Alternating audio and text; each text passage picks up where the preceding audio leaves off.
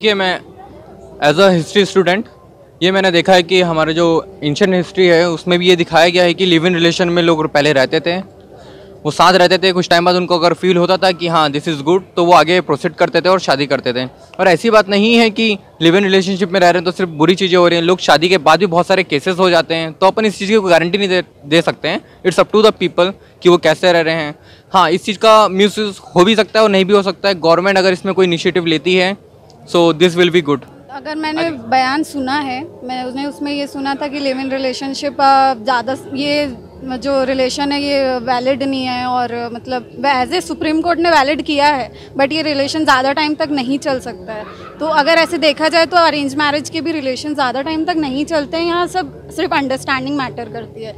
और रही बात केसेस की और ऑब्जेक्शंस और जो बाकी चीज़ें हो रही हैं, इन सब चीज़ों को देखा जाए तो अरेंज मैरिज में भी वही सब होता है। उसके पहले भी लोगों को मिलने का, बैठने का, समझने का मौका दिया जाता है। और लिव इन रिलेशनशिप में भी दो जन, यही मैटर करता है कि हमारी अंडरस्टैंडिंग बैठ रही है, नहीं बैठ रही है।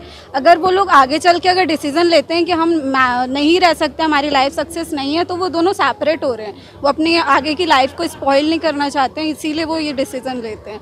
इसमें लिव इन रिलेशनशिप को ब्लेम करना इज़ नॉट फेयर।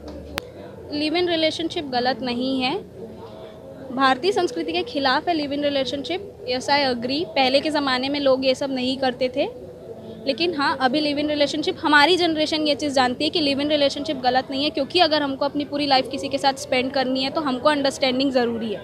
दो लोगों के बीच में सबसे पहली चीज़ होती है अंडरस्टैंडिंग, एक दूसरे को जानना, एक दूसरे को पहचानना।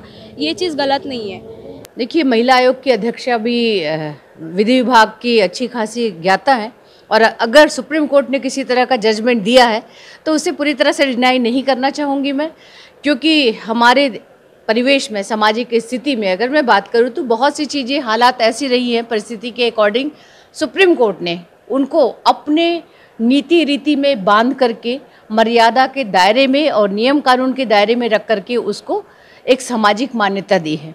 उसी तरह से अगर लिव इन रिलेशनशिप की मैं बात करूं तो माननीय सुप्रीम कोर्ट ने उन्हें भी मान्यता दी है।